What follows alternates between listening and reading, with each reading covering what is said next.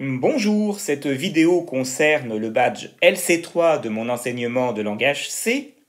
Elle est complétée par un document PDF disponible en ligne. Ce badge concerne les opérateurs bitwise et booléens. Le but est de comprendre et de savoir utiliser les opérations bitwise et de les distinguer des opérations booléennes. Les booléens sont représentés par des entiers. Par exemple, dans ce bloc de code, la variable i, de type int, a le rôle d'un booléen. La convention utilisée est la suivante. 0 représente faux et toute autre valeur représente vrai. L'exécution de ce bloc de code produit les affichages vrai, vrai, faux, vrai et vrai, qui correspondent aux valeurs -2, -1, 0, 1 et 2. Par convention, le résultat de l'évaluation d'une expression booléenne est 0 ou 1. Dans cet exemple, l'expression i strictement supérieur à 0 a pour résultat l'entier 0 ou l'entier 1. Les affichages produits sont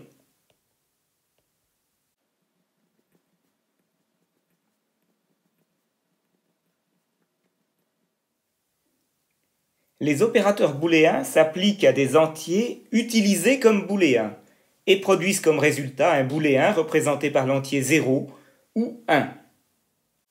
Le point d'exclamation représente le non booléen.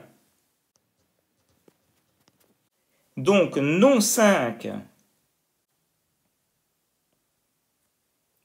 vaut 0, c'est-à-dire faux, et non 0 vaut 1, c'est-à-dire vrai. La double esperluette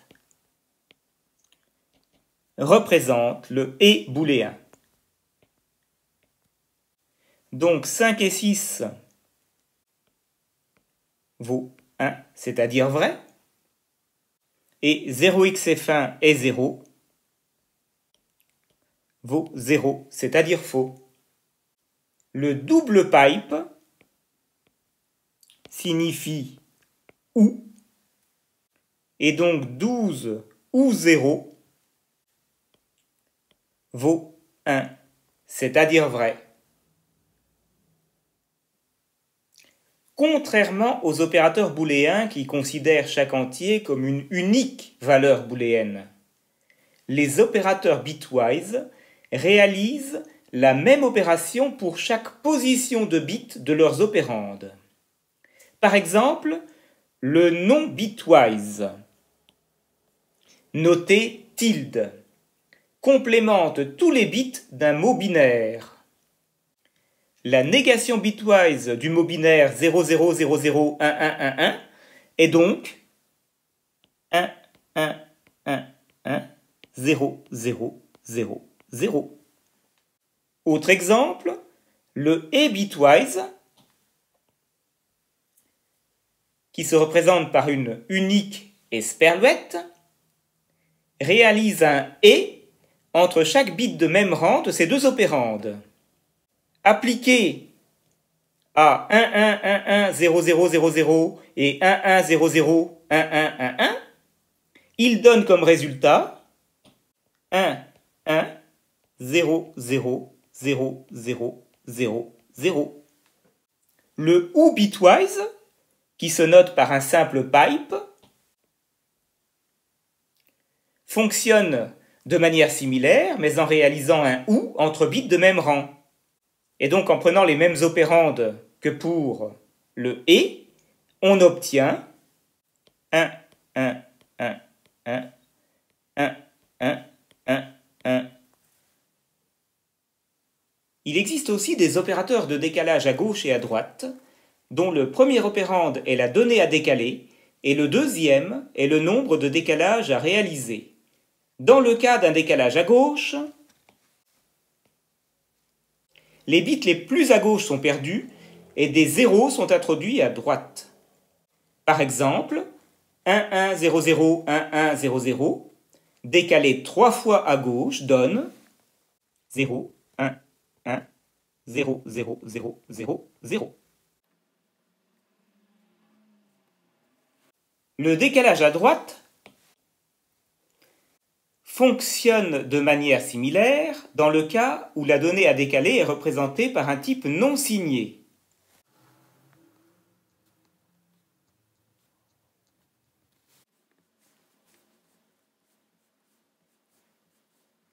Dans le cas d'un type signé, il y a une subtilité. Si la donnée à décaler est représentée par un entier positif, des zéros sont introduits à gauche. S'il s'agit d'un entier négatif, ce sont des 1 qui sont introduits.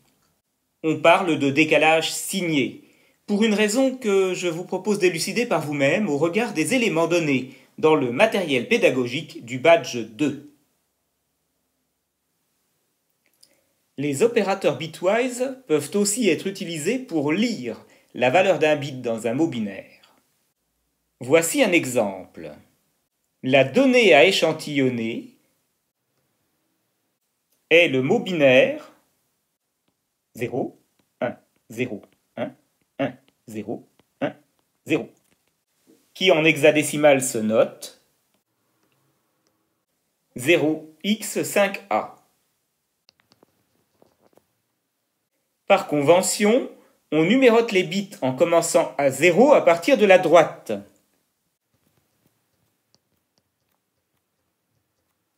Le bit qui nous intéresse est celui de rang 3, c'est-à-dire le quatrième en partant de la droite. Pour lire ce bit, on crée un mot binaire appelé masque, dont le seul bit à 1 est celui de rang 3.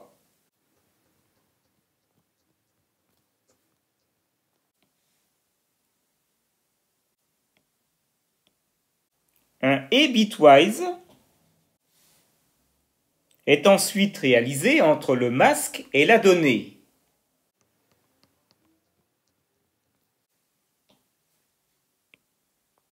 Si le bit désigné par le masque a la valeur 1, alors le résultat sera différent de 0. Et dans le cas contraire, le résultat sera 0. Dans notre cas, le bit qui nous intéresse a la valeur 1 dans la donnée, et donc le résultat de l'opération est différent de 0. Maintenant, nous allons voir comment utiliser les opérations bitwise pour mettre à 1 un bit particulier dans un mot binaire sans modifier les valeurs des autres bits.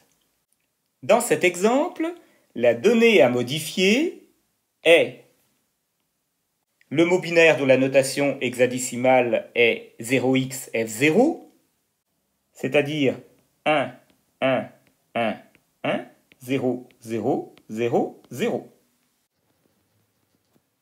On souhaite mettre à 1 le bit de rang 2.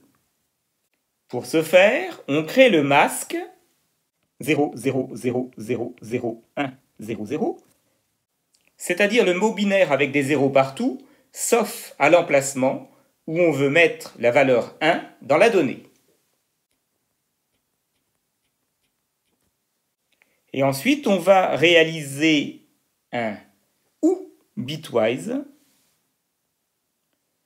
entre le masque et la donnée.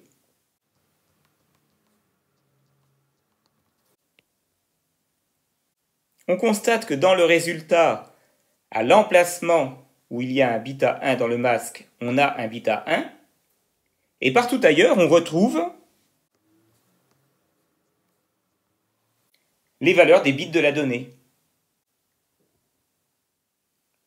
Maintenant, si on veut mettre à 0 un bit sans changer les autres, on peut utiliser un masque inversé et un et bitwise. Par exemple, si la donnée est la même que dans l'exemple précédent,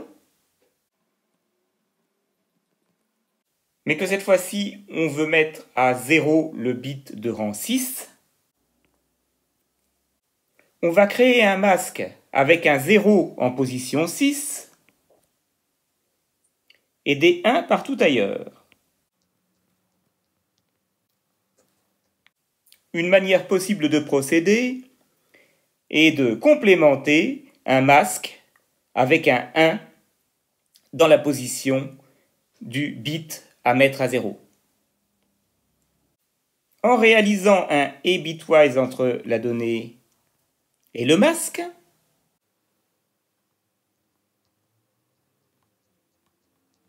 on obtient bien un 0 à l'endroit voulu, et partout ailleurs, les mêmes valeurs que dans la donnée. Merci d'avoir suivi cette vidéo. N'oubliez pas que je donne plus d'informations dans le document PDF associé et que je propose aussi des exercices d'assimilation. À bientôt, peut-être, pour le badge 4.